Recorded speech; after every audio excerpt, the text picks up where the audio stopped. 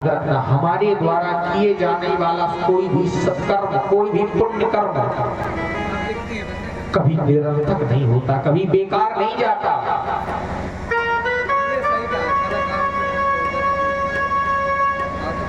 भरत जी को मृग का देह तो प्राप्त हुआ है, लेकिन इनकी स्मृति नष्ट नहीं हुई, इनकी याददाश्त नष्ट नहीं हुई।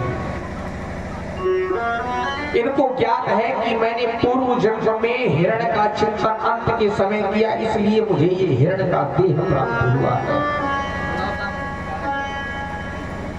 महाराज चलते फिरते उठते बैठते अब ये तो परमात्मा का ही भजन करने लगे, परमात्मा का ही ध्यान करते। लेकिन याद रखना है, ये मनुष्य का देह ही हमें मोक्ष देने वाला है।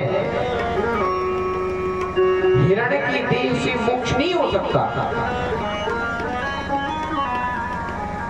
अगर इन्हें मोक्ष चाहिए तो इन्हें पुनः मनुष्य का देह धारण करना पड़ेगा।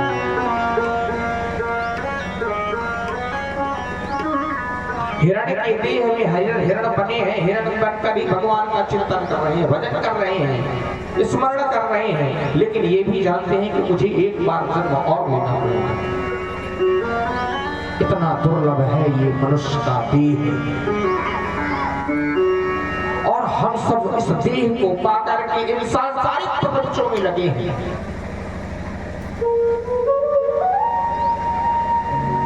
कितने बार हम कितने देह को धारण किया, कितने बार जीव जंतु पक्षी क्या क्या बना।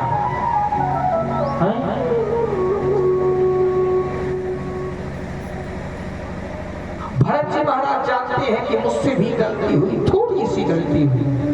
अंत के समय भगवान का चिंतन मैंने नहीं कर पाया, हिरण का चिंतन किया तो हिरण का पास मेरे जन्म मिला।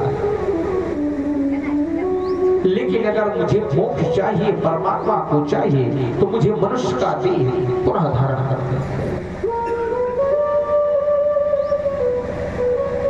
साधन धाम मोक्ष कर द्वारा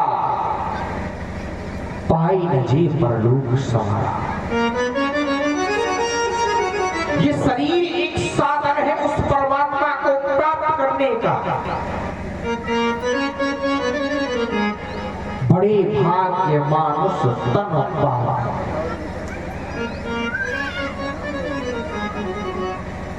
सुर दुर्लभ सब ग्रंथ।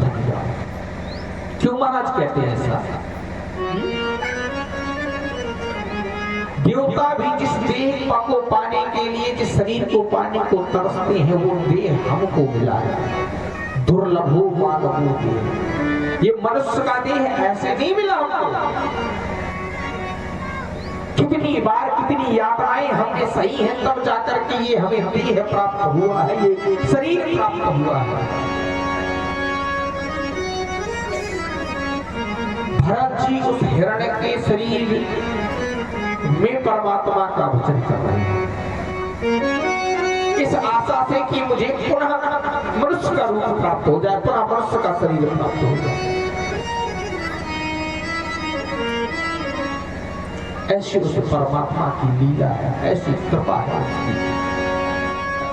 बड़े भाग्य